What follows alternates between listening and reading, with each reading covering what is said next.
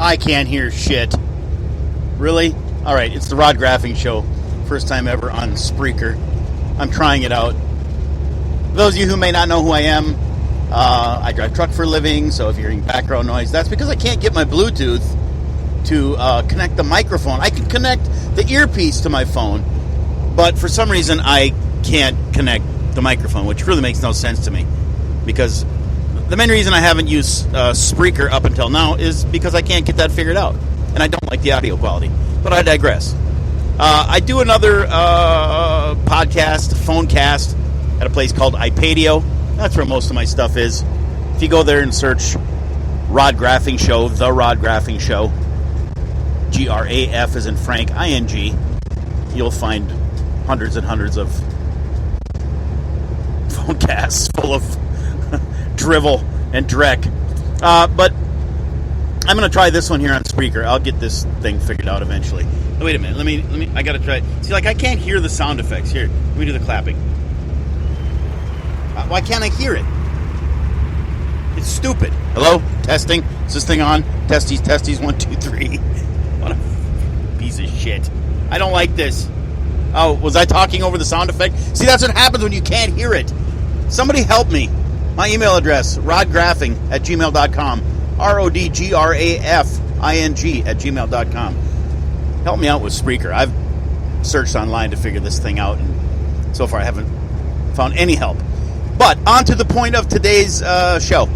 I'm sure you've all heard by now, Kurt Schilling fired from ESPN because of his Facebook post, yada yada. You've heard it all already.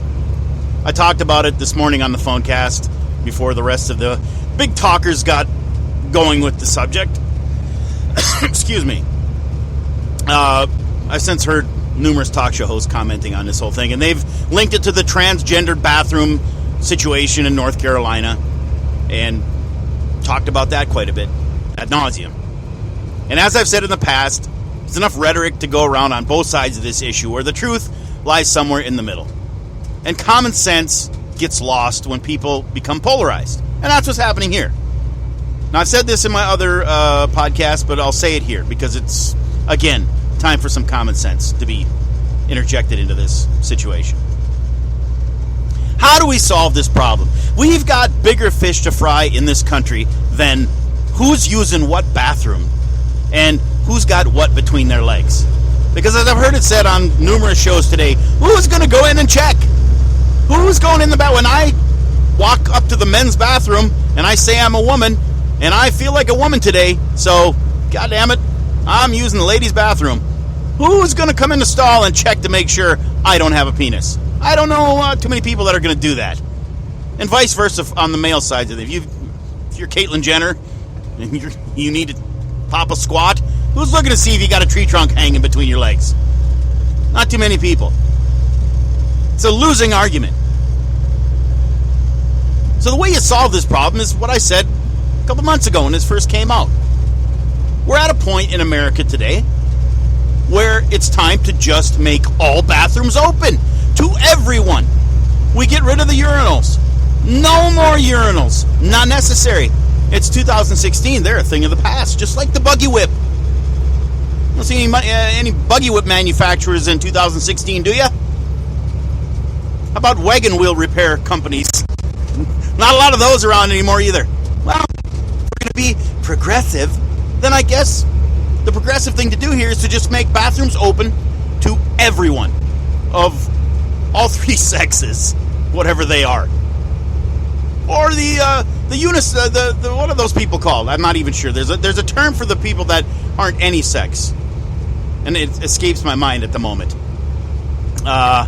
You got the trans, you got the gays, you got the straights, and you got the bis, and then you got, I don't know.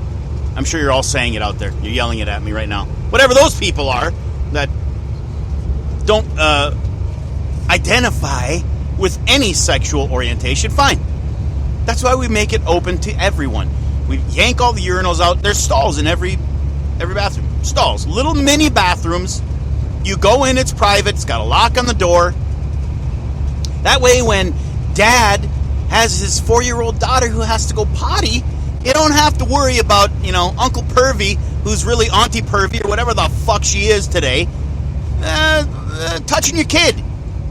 Like that's going to happen anyway. I know that's the argument for some on the right. I'm not going to have my kid go into a bathroom where some God knows what it is trans testicles sitting in there trying to sneak a peek under the divider. Well, okay, fine. As I said in my previous phonecast that I did a month or so ago, it's going to take some time to get this done. It's going to take a little expense, but we did it for the handicapped, did we not? Did we not make bathrooms and courthouses and post offices and all these different places and all the businesses? Did they not have to make themselves handicap accessible? Handicap parking, ramps to get in and out everywhere, big giant bathroom, which I use at every single chance I can get. That nice big room where I can go take a dump, I don't care. That's how it should be. Open to everybody. We can't discriminate. If I can't discriminate against some guy in a really bad wig who's having trouble walking in high heels, if I can't discriminate against that guy, by God, you better not discriminate against me because I want to go use the big bathroom, the big stall. I'm sorry. If it's your right to be who you are, it's my right to be comfortable when I sit down and take a dump. Which is why we make all bathrooms open to everyone. First thing you do is take the nameplates off. There's no women. There's no men. There's no little stick figure with a dress and a stick figure with pants. It's all gone. You go out and you rip off all the urinals and throw those away. So all that's left in either bathroom is stalls. Privacy. So what are you doing? It's a public wash area out in the front part where you're washing your hands and drying them off. It's paper towels. Was there going to be an assault in there? All right, then let's put cameras in there then.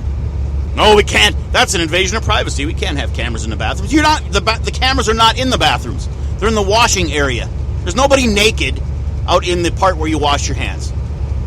And we're going to have to make the stalls go all the way down to the floor. Those dividers got to go to the floor, folks. You can't have Larry Craig out there tippy-tap-tapping his shoe next to your kid. You can't have, some guy taking his selfie stick and shoving it under the divider to catch a glimpse of whatever's in the stall next to him. We can't have that. We got to make it totally private. Ceiling to floor. Yeah, it's going to take a little expense. The businesses got money. We all know that. Corporations have money. What's buzzing? Oh, I got a Facebook message. Whoops, sorry. That's going to be a problem using this phone for the speaker thing. Don't you think that makes sense? Don't you think it's an easy fix? We can all stop arguing. We can all stop bitching at each other. And everybody just uses the bathroom. Because what's at the heart of this, after all? What's the really big issue? Private parts. Ooh, private parts. Penises and vaginas. And what if somebody sees one? You serious? How old are most of us? We're all adults out here. And don't make the kids... What about the kids? Kids don't see nothing in a stall like I just described. They don't see nothing. You can go into the stall with your kid. Shut the door behind you. It's a little room now. It's a little bathroom. Private. No need to segregate who gets to go where. Problem solved. I guarantee you by the time we're done with this fight across all 50 states, the amount of money that's spent and time that's wasted will pale in comparison to if we just get started right now doing what I said. Open bathrooms for all. And yeah, people will have problems with it. You'll have some uptight people pissing and moaning. They'll get used to it just like they've gotten used to everything else. Change is tough. It's not easy. They'll come around, and if they don't, they can hold it. Wait till you get home. Pee in a bottle in your car. I'm a truck driver, so I know what that's like. It takes talent to pee in a bottle. Trust me. All right, well, there's my first shot at using Spreaker here. Let me see. Well, this is nice. I can see how many minutes I've been talking. Is it 20 minutes? Yeah, 20 minutes. I usually try to do about 12 to 15 minutes. Hint, plug in headphones to listen in while microphone is on. or switch the microphone off. That doesn't help me. You hear me show? That didn't help anything. Like this push to talk feature. I don't get it. And why can't I hear? Let me play another sound effect. See, I don't hear that anywhere. I guess I have to turn something else on. I'm talking over the sound. Great. I'm talking over the sound now. In my podcasting history, I have actually done a legitimate show with mixers and monitors and computers and all kinds of cool shit and real microphones. I do know how to do a real show. It doesn't sound like it now, but I do know production, so bear with me. All right, there you go. We'll see how the Spreaker thing works out. rodgraphing@gmail.com. Thanks for listening.